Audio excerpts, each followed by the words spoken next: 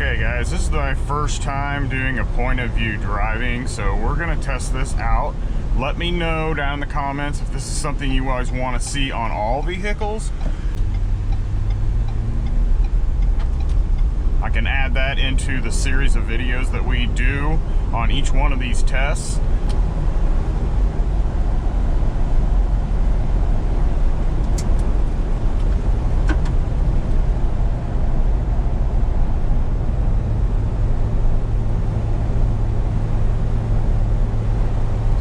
Going to have to check on audio, see how that sounds, and everything like that.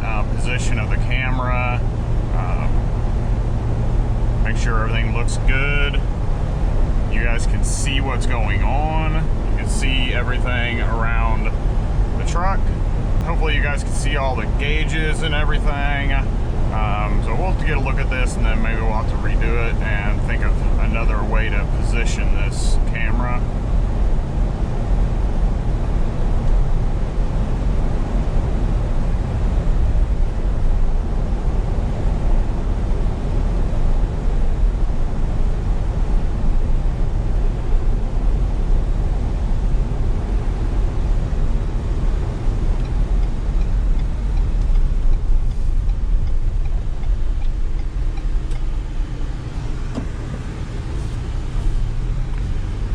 So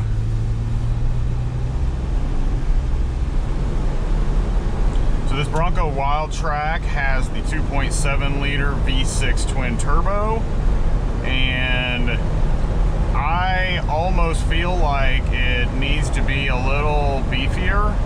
To some extent, it seems like it's a little bit, it struggles a little bit at times, especially when you're accelerating from a dead stop. Seems like it really doesn't want to get moving very quickly. The turbos seem like they take a little bit too long to engage. That might be something that they can do better with, making some adjustments.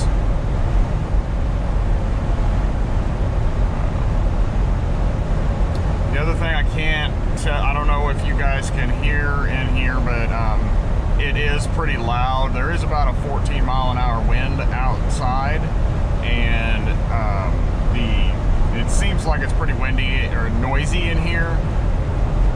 This does have the hard top, and it still seems a little bit loud to me. I can just imagine what the soft top sounds like. Generally, it's not going to be this way all the time because you know, we do have this really heavy wind today. Hopefully it dies down later on, and maybe we'll get some more footage when it's not as windy. But just cruising here at about 58 miles per hour, and this wind is, yeah, it's pretty noisy. It's pretty typical for this time of year here in Illinois. We have a lot of weather changes. It's never consistent. The other day it was 60 degrees and raining. The next day it was 35 degrees. I think it's supposed to get a high of around 40 today and maybe 45 tomorrow, possibly into 60 by later the week, and then next weekend it's supposed to be in 30s again. So this time of year our temperatures fluctuate all over the place.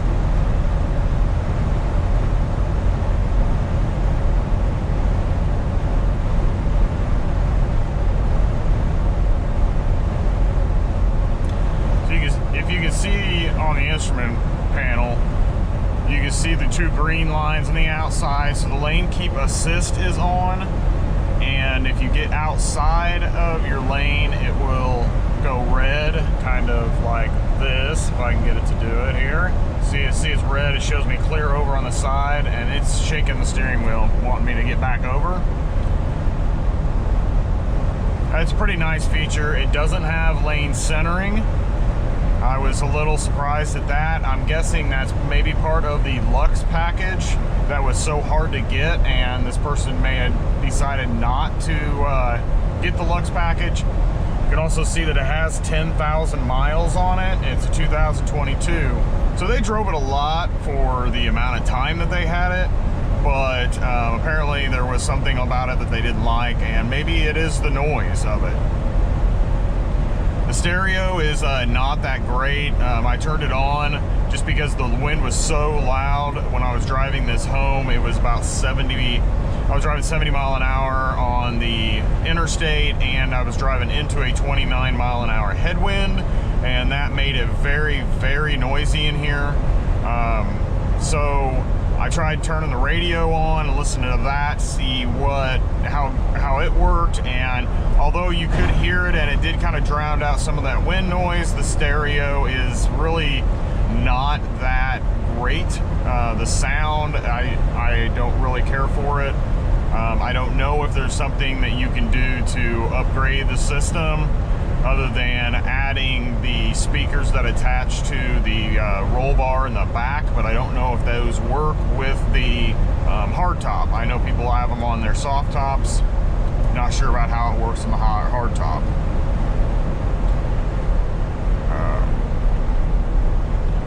So far, gas mileage has not been great, but we've also been really windy here, so we are at a 15 mile an hour average.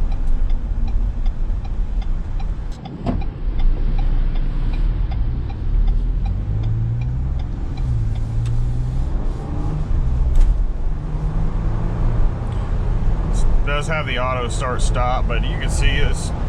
I don't have it all the way down, but it just really seems like, to me, it's struggling.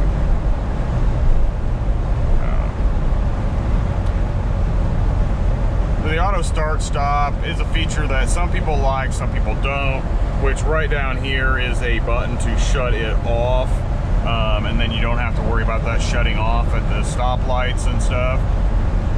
It doesn't really bother me most of the time, but a lot of people are worried about what kind of strain it does on the starter. From what I understand is that it actually doesn't have anything to do with the starter. It's more about a computer software program that tells the engine to spark plugs to fire and inject fluid in, inject gasoline into the piston and fire the spark plugs to actually jump start the engine. That's the way that I understood it. That may be wrong. I'm not sure.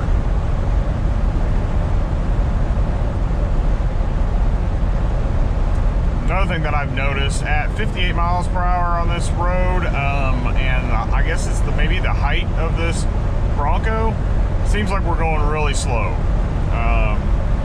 But I just came out of an F-150, which was taller than this, and I felt like I was moving faster than this. So I think Ford's speedometer is off by like 1 mile per hour, so technically if I would need to go 59 to be going 58, so I guess we're going 57, but 1 mile an hour shouldn't make this much of a difference in the way it feels speed-wise.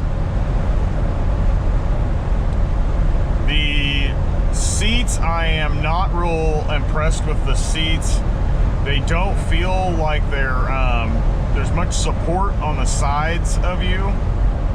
They're a leather seating, and I don't know, in the hour and a half trip that I took it home, I really felt like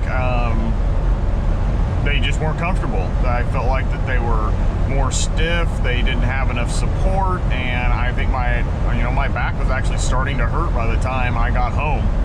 And so I'm not real impressed there. I do like the 12-inch screen. The 12-inch screen is very, very good. It works really well. It jumps around anywhere, anything you want to look at. You can pull up anything. So that's nice. It has navigation and those things on there, like most of them do.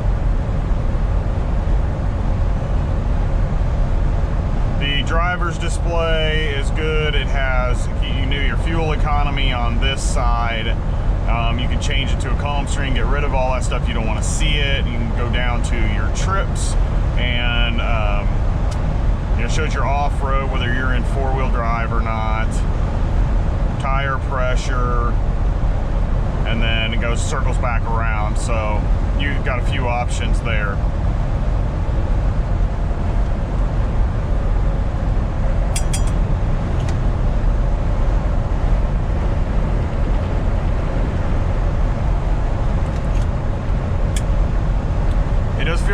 stable on the road. I feel like I'm really level, not a lot of body swing or sway.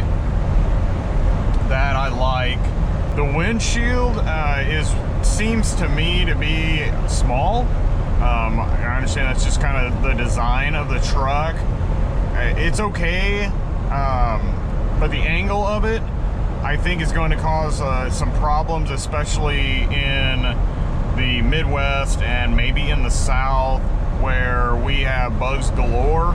I think this windshield is probably going to get covered and caked with bugs constantly, because there's really no airflow or aerodynamics to the front of the truck that would provide airflow up over the Bronco. So you put a hood protector on there, that might give you a little bit of airflow that would push the bugs kind of up higher.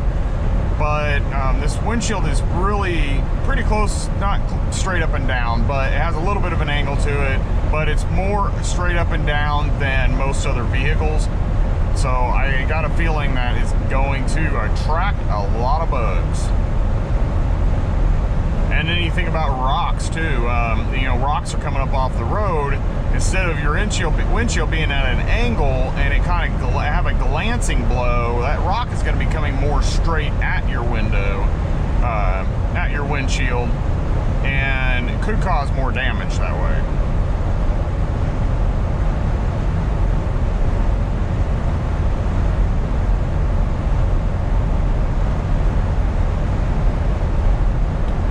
The steering wheel layout is very similar to the Bronco Sport that we had.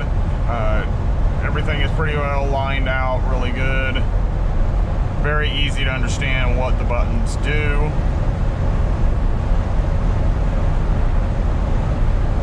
I just had, I don't know if you saw on the camera, but a Hummer H2 just drove by, I think. Maybe it was an H3, but this Bronco was easily as tall as that, if not taller. So, this does have the Sasquatch package and 35-inch tires on it.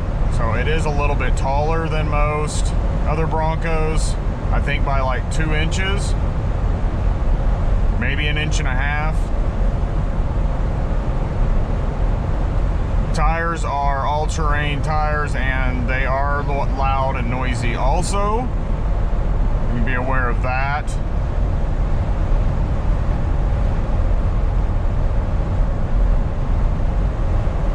Steering wheel is a nice leather wrap steering wheel. It's got some cushioning underneath. It's very soft, very nice. Dash material is all like it's a cheap hard plastic. You can hear it. They put a little texture-y thing into it to make it kind of look like it's a carbon fiber texture. That's about all that everything is in here. But I think a lot of this was made to have easy cleanup. If you got it dirty and stuff, plastic is going to clean up a lot easier than maybe some leather and stuff like that. So that's probably the main reason they did it. But with the price point of this Wildtrak at around $60,000 to $65,000, depending on how you have it spec'd out, I would really expect more than just some hard plastic.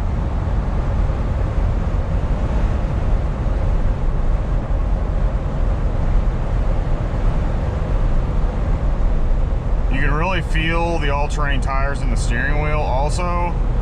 You can kind of feel them being a little shifty because of the tread pattern and things like that. You can kind of feel that little vibration in the steering wheel.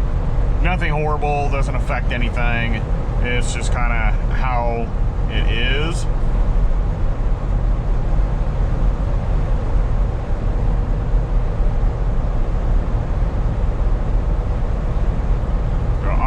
Cruise in here in town, and I'm going to get this washed up, cleaned up, because it is a little dirty from the dealership because it rained the other day, and so I'm going to get this cleaned up so we can do our reviews. Make sure that you guys watch for the reviews if you haven't seen them yet. They'll be tagged in the description down below this video, and they will also be in the end screen of this video that you can click on that and watch the reviews of this Bronco.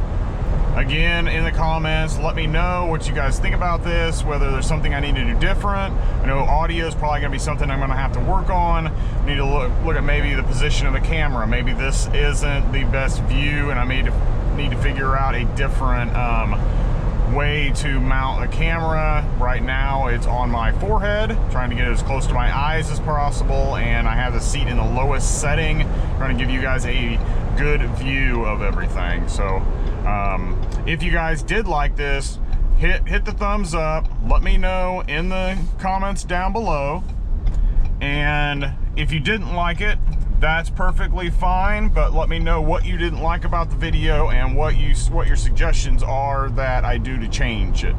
So I'd appreciate that. I hope to see you guys in the next one.